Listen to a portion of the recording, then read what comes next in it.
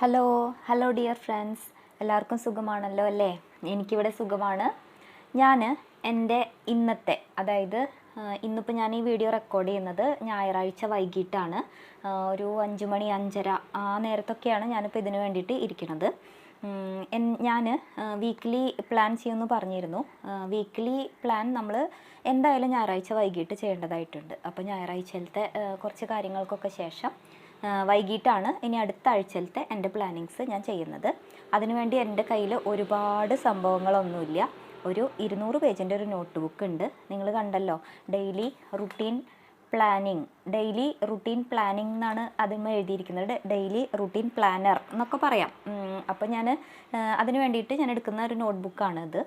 ഇതിൽ മെയിനായിട്ട് ചെയ്യുന്നത്, ഞായറാഴ്ച വൈകിട്ട് ചെയ്യുന്ന കാര്യം എന്താണെന്ന് വെച്ച് കഴിഞ്ഞാൽ വീക്കിലി മീൽ പ്ലാനാണ് മെയിനായിട്ട് ചെയ്യുന്നത്. വീട്ടമ്മയുടെ പകുതി പണി അങ്ങോട്ട് കഴിഞ്ഞ് കിട്ടും. പകുതി പണി കഴിയില്ല കേട്ടോ, എഴുതി വെച്ചോണ്ടായില്ല, അതിനുവേണ്ട പ്രിപ്പറേഷൻസൊക്കെ ചെയ്ത് വെക്കണം. പക്ഷേ എങ്കിലും നമുക്ക് ഒന്നുകൂടി ഒരു എളുപ്പപ്പണിയൊക്കെ തോന്നും ആ നേരം കൊണ്ട്. അപ്പോൾ പ്ലാൻ ചെയ്തുകൊണ്ടിരിക്കുകയാണ്. അതായത് നമ്മൾ ആദ്യം ഒരു പേജ് എടുത്തു, അതിൽ വീക്കിലി മീൽ പ്ലാൻ എന്ന് പറഞ്ഞിട്ട് എഴുതി. പിന്നെ എന്താ പറയുക, ഓരോ ഡേറ്റുകൾ ഇട്ടു. അതായത് Monday, Tuesday, Wednesday, Thursday, Friday, Saturday, Sunday. എന്നിട്ട് ഓരോ ദിവസം ഉണ്ടാക്കേണ്ട ബ്രേക്ക്ഫാസ്റ്റുകളുടെ ക്രമം എഴുതി. അതിന് നമ്മൾക്ക് കഴിഞ്ഞ ആഴ്ചയിലത്തെ മീൽ പ്ലാനുമായിട്ട് നമുക്ക് കമ്പയർ ചെയ്ത് നോക്കാം. റിപ്പീറ്റേഷൻ വരാതിരിക്കാൻ ശ്രമിക്കാം. അടുപ്പിച്ച്, അതായത് ഇപ്പോൾ കഴിഞ്ഞ ദിവസം ശനിയാഴ്ച പുട്ടും കടലക്കറിയും ഉണ്ടാക്കിയിരിക്കണമെന്ന് വെച്ച് കഴിഞ്ഞാൽ തിങ്കളാഴ്ച തന്നെ വീണ്ടും പുട്ടും കടലക്കറിയും വരുമ്പോൾ അത് ഒരു രസകരമായിരിക്കില്ല. അപ്പോൾ അത് കാരണം കൊണ്ട് ഇങ്ങനെ അടുപ്പിച്ചിട്ടുള്ള ആ സംഭവങ്ങളൊക്കെ ഒഴിവാക്കിയും കൊണ്ട് എന്താ പറയുക, ബ്രേക്ക്ഫാസ്റ്റിനുള്ള കാര്യങ്ങളൊക്കെ പ്രിപ്പയർ ചെയ്തു. നമുക്ക് മുന്നത്തെ ദിവസത്തെ എന്തൊക്കെയാണ് നമ്മൾ ചെയ്തത് എന്നുള്ളതും കൂടി നമ്മൾ നോക്കുക. അപ്പോൾ നമുക്ക് ഏകദേശം അറിയാം എന്തൊക്കെയാണ് ഉണ്ടാക്കിയിരിക്കുന്നത് എന്നൊക്കെ തിരിച്ചറിയാം. അതൊക്കെ വെച്ചിട്ട് നമ്മൾ ബ്രേക്ക്ഫാസ്റ്റിൻ്റെ കാര്യങ്ങൾ എഴുതി വയ്ക്കുക, എന്തൊക്കെയാണ് ചെയ്യേണ്ടത്. അതല്ലെങ്കിൽ നമുക്ക് കാലത്ത് എണീറ്റ് കഴിഞ്ഞാൽ ഇന്ന് എന്താ ഉണ്ടാക്കുക എന്നൊരു കൺഫ്യൂഷനായിരിക്കും. അപ്പോൾ നമ്മൾ എന്ത് ചെയ്യുക, അത് ഒരാഴ്ചക്കുള്ളത് നമ്മൾ പ്രീ പ്ലാൻഡ് ആണെന്ന് വെച്ച് കഴിഞ്ഞാൽ നമുക്ക് ഒന്നുകൂടി സിമ്പിളായിരിക്കും എന്നാണ് എനിക്ക് തോന്നണത് എന്നല്ല, ഞാനിങ്ങനെ ചെയ്ത് തുടങ്ങിയതിന് ശേഷം എനിക്ക് ഒരുപാട് ടൈം ലാഭിക്കാൻ പറ്റുന്നുണ്ട്. കാലത്ത് നമുക്ക് എന്താ ഉണ്ടാക്കുക എന്നുള്ളത് ഭയങ്കര ഒരു കൺഫ്യൂഷനാണ്. അതിൽ നിന്നൊരു മോചനമൊക്കെ കിട്ടും. പിന്നെ അതുപോലെ ബ്രേക്ക്ഫാസ്റ്റിൻ്റെ എന്തൊക്കെയാണ് വേണ്ടത് എന്നുള്ളത് എഴുതൽ കഴിഞ്ഞ് കഴിഞ്ഞാൽ ലഞ്ചിനുള്ളത് എന്തൊക്കെയാണെന്നുള്ളത് എഴുതി വയ്ക്കുക. അപ്പോൾ അങ്ങനെ ഓരോന്നും നമ്മൾ പ്രീ പ്ലാൻഡായിട്ട് ചെയ്തു പോവുക. ഇത് വീക്ക്ലി മീൽ പ്ലാൻ മാത്രമാണ് ഞാനിപ്പോൾ ഇന്നത്തെ ഇതിൽ കാണിക്കണുള്ളൂ. ഇത് മാത്രമല്ല, നമുക്ക് മന്ത്ലി പ്ലാനിൽ നമുക്ക് ചെയ്യുമ്പോൾ ഒരു മാസം നമ്മൾ ചെയ്യേണ്ടതായിട്ടുള്ള കാര്യങ്ങൾ നമ്മുടെ വീട്ടമ്മയുടെ, ഞാൻ എപ്പോഴും എല്ലാ വീഡിയോയിലും പറയുന്നത് പോലെ, വീട്ടമ്മയുടെ കണ്ണെത്താത്ത ഇടം, കയ്യെത്താത്ത ഇടം, അത് ഒരു പ്രേതാലയം പോലെ ഇരിക്കും ആ ഭാഗം. അപ്പോൾ അത് കാരണം കൊണ്ട് നമ്മൾ മാക്സിമം നമ്മളുടെ കണ്ണും കയ്യും എല്ലാ ഭാഗത്തും, വീടിൻ്റെ എല്ലാ ഭാഗത്തും എത്തിച്ചേരാനായിട്ട് ശ്രദ്ധിക്കുക. പിന്നെ ഇനി ബ്രേക്ക്ഫാസ്റ്റ് പ്ലാൻ ചെയ്യൽ കഴിഞ്ഞു. അതുപോലെ ഇനി ലഞ്ചിൻ്റെ പ്ലാനിങ് നോക്കുമ്പോൾ നമ്മൾ ആഴ്ചയിൽ ഒരു ദിവസമെങ്കിലും 1-2 ദിവസമെങ്കിലും ഫിഷ് ഉൾപ്പെടുത്തുക. പിന്നെ ഒരു ദിവസം ചിക്കൻ വെജിറ്റേറിയന് പറ്റില്ല, പക്ഷേ എങ്കിലും വെജിറ്റേറിയൻകാർക്ക് പിന്നെ സ്പെഷ്യലായിട്ട് ഒരു ഐറ്റം വേണ്ടല്ലോ. എന്താ വെച്ച് കഴിഞ്ഞാൽ അവർക്ക് അത്യാവശ്യം സംഭവങ്ങൾ, വെജിറ്റബിൾസ് അവരുടെ ശരീരത്തിലേക്ക് എത്തിച്ചേരുന്നതാണ്. അപ്പോൾ നമ്മൾ എന്ത് ചെയ്യുക, നോൺ വെജും കൂടി കഴിക്കുന്നവർ എന്ത് ചെയ്യുക, ഫിഷ് ഉൾപ്പെടുത്തുക ആഴ്ചയിൽ. പിന്നെ എഗ്ഗ് ഉൾപ്പെടുത്തുക, പിന്നെ ചിക്കൻ ഉൾപ്പെടുത്തുക, പച്ചക്കറികൾ ഉൾപ്പെടുത്തുക. അങ്ങനെ ഒരു എല്ലാ ഐറ്റംസും നമുക്ക് കിട്ടുന്ന തരത്തിൽ, നമ്മുടെ മക്കൾക്ക് കിട്ടുന്ന തരത്തിലുള്ള ഒരു രീതികൾ. എന്നാൽ പുറമെ നിന്ന് ഫുഡ് വാങ്ങണ്ടെന്നൊന്നുമല്ല അതിനർത്ഥം.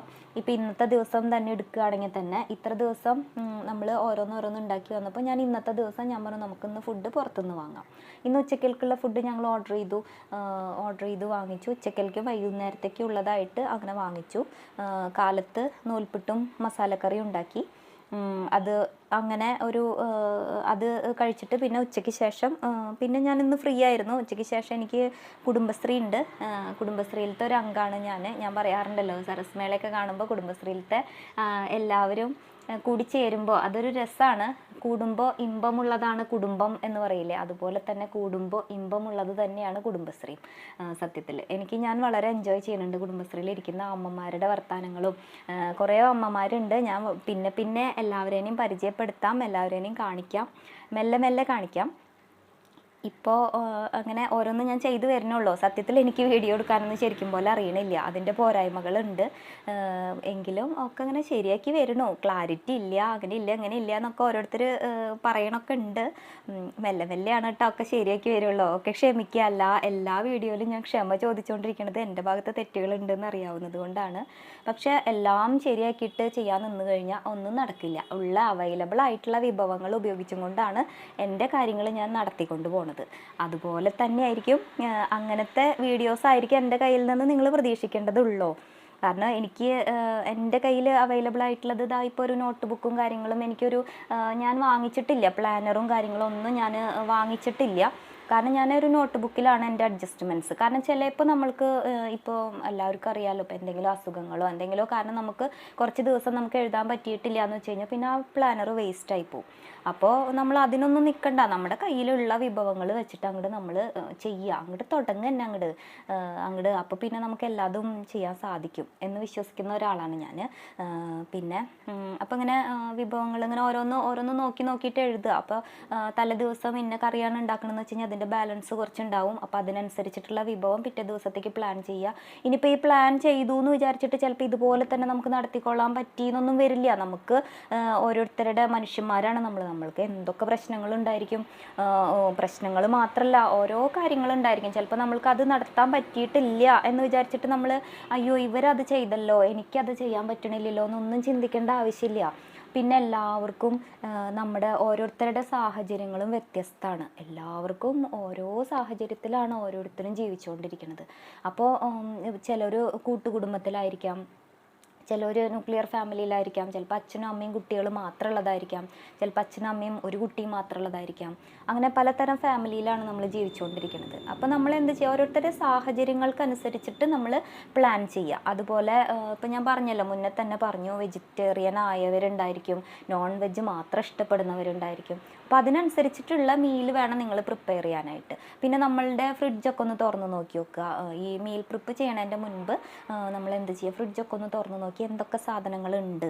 അപ്പോൾ അത് കഴിയണ തരത്തിലുള്ള ഐറ്റംസിന് നമ്മൾ പ്രയോറിറ്റി കൊടുക്കുക. അത് കഴിയണതിനനുസരിച്ചിട്ട് നമ്മൾ പച്ചക്കറികളാണെങ്കിലും ഫിഷ് ആണെങ്കിലും ചിക്കൻ ആണെങ്കിലും ഒക്കെ വാങ്ങുക. അങ്ങനെയൊക്കെ ചെയ്യാം. പിന്നെ ഇന്ന് ഇപ്പോൾ നമ്മൾ ഫുഡ് പുറത്തുനിന്ന് വാങ്ങിച്ചു എന്ന് പറഞ്ഞല്ലോ, ഉച്ചക്കൽക്കുള്ള ഫുഡ് ഇന്ന് പുറത്തുനിന്ന് നമ്മൾ ഓർഡർ ചെയ്യുകയാണ് ചെയ്തത്. അപ്പോൾ ഇനി അടുത്ത ആഴ്ചയിലും ഓർഡർ ചെയ്യാൻ നിന്ന് കഴിഞ്ഞാൽ എൻ്റെ ഫിനാൻഷ്യൽ പ്ലാനിങ് ആകെ തെറ്റും.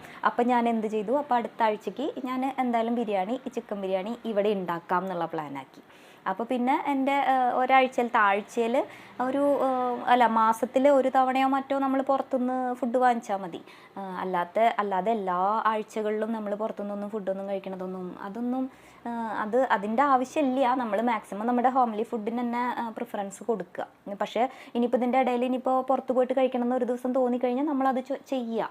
അല്ലാതെ അതും നീട്ടി വെക്കേണ്ട ആവശ്യങ്ങളൊന്നുമില്ല. എന്താണോ ചെയ്യാൻ തോന്നുന്നത് അതങ്ങോട്ട് ചെയ്യുക.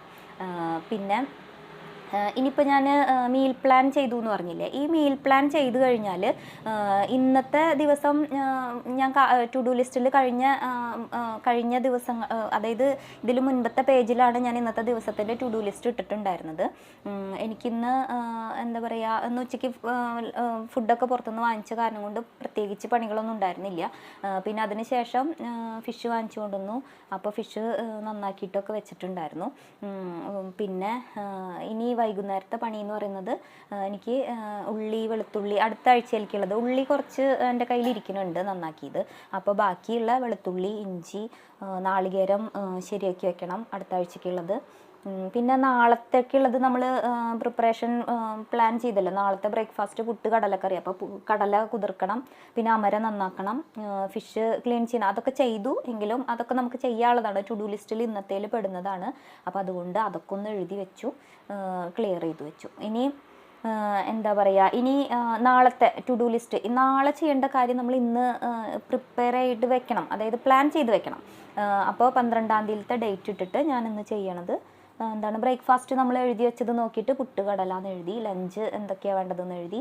പിന്നെ ഇനി ക്ലീനിങ്, ഞാൻ മന്ത്ലി പ്ലാൻ എന്നൊക്കെ പറയാറുണ്ടല്ലോ, അതുപോലെ വീക്കിലി പ്ലാനിങ്ങിൽ എനിക്ക് ബെഡ്ഷീറ്റ് ക്ലീനിങ് വരുന്ന ദിവസങ്ങളാണ് തിങ്കളാഴ്ചയും വ്യാഴാഴ്ചയും. ഈ 2 ദിവസങ്ങളിലാണ് ഞാൻ ബെഡ്ഷീറ്റ് ക്ലീൻ ചെയ്യാറുള്ളത്, കഴുകാനിടാറുള്ളത്. ബെഡ്ഷീറ്റ് കഴുകാനിടും. അങ്ങനെ പിന്നെ ഫ്ലോർ ക്ലീനിങ് ഡെയിലി ഉണ്ട്, അതുകൊണ്ട് ക്ലീനിങ് സെക്ഷനിൽ എന്നും ഫ്ലോർ ക്ലീനിങ് വരും. ഇനിയിപ്പോൾ അഥവാ ഒരു ദിവസമൊക്കെ നമുക്ക് ചെയ്യാൻ പറ്റിയിട്ടില്ലെങ്കിലും അതുകൊണ്ടൊരു കുഴപ്പമില്ല. അപ്പോൾ ജസ്റ്റ് ഒന്ന് നമ്മൾ മുറ്റമല്ല അകൊന്ന് അടിച്ചു വാരി ഇട്ട് കഴിഞ്ഞാൽ തന്നെ ക്ലീനായി. പിന്നെ ഇപ്പോൾ അതിന് പ്രത്യേകിച്ച് എന്നും തുടയ്ക്കണില്ല അല്ലെങ്കിൽ അടിക്കണില്ല അങ്ങനെയൊന്നും നമ്മൾ മാനസികമായിട്ട് നമ്മൾ വിഷമിക്കേണ്ട ആവശ്യമില്ല. നമുക്ക് ചെയ്യാൻ പറ്റുന്ന ദിവസങ്ങളിലൊക്കെ നമ്മൾ അടിച്ചു വാരി തുടയ്ക്കുക നന്നായിട്ട്. പിന്നെ വർക്ക് സംബന്ധമായിട്ട് എന്തൊക്കെയാണ് ചെയ്യേണ്ടത്, അതായത് ഒരു ദിവസം നമുക്ക് ചെയ്യാനുള്ളത് മെയിനായിട്ട് അടുക്കളപ്പണിയാണ്. അതങ്ങോട്ട് കഴിഞ്ഞ് കഴിഞ്ഞാൽ പിന്നെ ക്ലീനിങ് സെക്ഷനാണ്. പിന്നെ വർക്ക് നമ്മളുടെ ഇൻകം സോഴ്സസിനെ നമ്മൾ എപ്പോഴും കളയാൻ പറ്റില്ലല്ലോ, അപ്പോൾ നമ്മൾ അതിനും കൂടിയുള്ള സമയം നമ്മൾ കണ്ടെത്തണം. ട്യൂഷൻ ഞാനൊരു 3:30 മുതൽ ഒരു 7 മണി വരെ എനിക്ക് ട്യൂഷൻ ടൈമാണ്. ആ ടൈമിൽ ട്യൂഷൻ ക്ലാസ്സിലേക്ക് കയറും. പിന്നെ SBI ലൈഫിൽ വർക്ക് ചെയ്യുന്നുണ്ട്. അപ്പോൾ അതിൻ്റെ വർക്കിനും കുറച്ച് നേരം ഇരിക്കും, ചിലപ്പോൾ മീറ്റിങ്സ് ഉണ്ടായിരിക്കും. പിന്നെ യൂട്യൂബിൻ്റെ കാര്യങ്ങളും ഇപ്പോൾ നോക്കേണ്ടതായിട്ടുണ്ട്. പിന്നെ ഹോബി എന്ന് പറഞ്ഞിട്ട് ഞാൻ എഴുതിയിരിക്കുന്നത് റീഡിങ്, ഗാർഡനിങ്. സത്യം പറയാമല്ലോ, എൻ്റെ വീട്ടിൽ ഒറ്റ ചെടികളില്ല. ഗാർഡനിങ് എന്ന് ഞാൻ എഴുതി വെച്ചത് വെറുതെ എഴുതി വെച്ചതാണ്. കാരണം എന്താ വെച്ച് കഴിഞ്ഞാൽ എനിക്ക് ഒരു 4-5 തെങ്ങുണ്ട് ഞങ്ങളുടെ പറമ്പിൽ. ആ തെങ്ങ് നനയ്ക്കാനുണ്ടായിരിക്കും. അത് എന്നൊന്നും നനയ്ക്കില്ല, ഒന്നരാടോ അങ്ങനെയൊക്കെ നനയ്ക്കുള്ളൂ, അത് മാത്രമുണ്ട്. പിന്നെ ചെടികളൊന്നും ഫ്രണ്ടിലില്ല. എന്നാലും ഞാൻ വെറുതെ ഗാർഡനിങ് എഴുതി വെച്ചു എന്ന് മാത്രം, നിങ്ങളെ കാണിക്കാനായിട്ട് എഴുതിയതാണ് കേട്ടോ സത്യത്തിൽ. പിന്നെ കുറച്ച് അമര ചെടി ഉണ്ട് എന്ന് പറഞ്ഞില്ലേ, അതുമ്മയും ചിലപ്പോൾ ഒന്ന് പോയിട്ടൊക്കെ ഒന്ന് നോക്കും, നനയ്ക്കും. അങ്ങനെ അതുമ്പോൾ എന്തെങ്കിലും പൊട്ടിക്കാനാണെങ്കിൽ പൊട്ടിച്ച് വെക്കും, അങ്ങനെയൊക്കെ ചെയ്യും, അത്രമാത്രം. പിന്നെ സെൽഫ് കെയർ എന്ന് പറഞ്ഞിട്ട് നാളെ തിങ്കളാഴ്ച ഞാൻ ഷാമ്പൂ വാഷ് ചെയ്യുന്ന ദിവസമാണ്. അങ്ങനെ ഒരു 3-4 ദിവസമൊക്കെ കൂടുമ്പോൾ ഷാമ്പൂ വാഷ് ചെയ്യും. അങ്ങനെ അതാണ് ഞാൻ ഷാമ്പൂ വാഷ് എന്ന് പറഞ്ഞിട്ട് എഴുതി വെച്ചിരിക്കുന്നത്. പിന്നെ ജേർണലിങ് എന്ന് പറയുന്നതിൽ ഒരുവിധം എല്ലാതും ഉൾപ്പെട്ടു. ജേർണലിങ്ങിന് വേണ്ടിയിട്ട് ഞാനൊരു 10-15-20 മിനിറ്റോളം ഞാൻ സ്പെൻഡ് ചെയ്യാറുണ്ട്. അത് ഏർലി മോർണിംഗ് ആണ് ഞാൻ മാക്സിമം ചെയ്യാറുള്ളത്. ചിലപ്പോൾ രാത്രിയിലും കിടക്കുന്നതിൻ്റെ കുറച്ച് മുൻപായിട്ട് ഇന്നത്തെ സംഭവങ്ങളെ പറ്റിയിട്ട് ഞാനൊരു ഡയറി പോലെ എഴുതി വയ്ക്കാറുണ്ട്. അതൊക്കെ മനസ്സിനൊരു സന്തോഷം തരുന്ന കാര്യങ്ങളാണ്. എല്ലാത്തിനും നന്ദി പറയാറുണ്ട്. ഗ്രാറ്റിറ്റ്യൂഡ് ജേർണലുണ്ട്. ഞാൻ പറഞ്ഞല്ലോ, ഞാൻ മെല്ലെ അതൊക്കെ കാണിച്ചു തരാം, ഓരോന്നായിട്ട് ഇങ്ങനെ കാണിച്ചു തരാം. ഞാനിപ്പോൾ ഇന്ന് ചെയ്ത കാര്യം, ഇപ്പോൾ ഈ ഈവനിങ്ങിൽ ചെയ്ത കാര്യമാണ് നിങ്ങളുമായിട്ട് ഞാൻ ഷെയർ ചെയ്യണത്.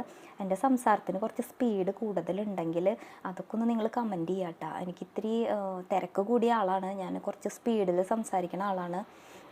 അപ്പോൾ അങ്ങനെ വല്ല പ്രശ്നങ്ങളൊക്കെ ഉണ്ടെങ്കിൽ ഒന്ന് പറയുക. ഞാൻ മാക്സിമം സ്പീഡ് കുറയ്ക്കാനൊക്കെ നോക്കാം.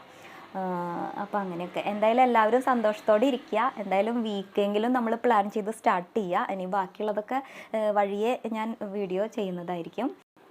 ഫോട്ടോസ്റ്റാറ്റുകളുടെ പേപ്പറുകളൊക്കെ എടുത്ത് വെക്കണതാണ് ഇത്. അതിൽ വെറുതെ ഡേറ്റ് ഇട്ടിട്ട് അങ്ങനെ ഫ്രണ്ടിൽ ഇങ്ങനെ വെക്കും ഞാൻ. അതായത് അപ്പോൾ എന്തെങ്കിലും ഉണ്ടെങ്കിൽ അതിൽ എഴുതും. അപ്പോൾ ഇന്നത്തെ വീഡിയോ കണ്ടതിന് എല്ലാവർക്കും നന്ദി.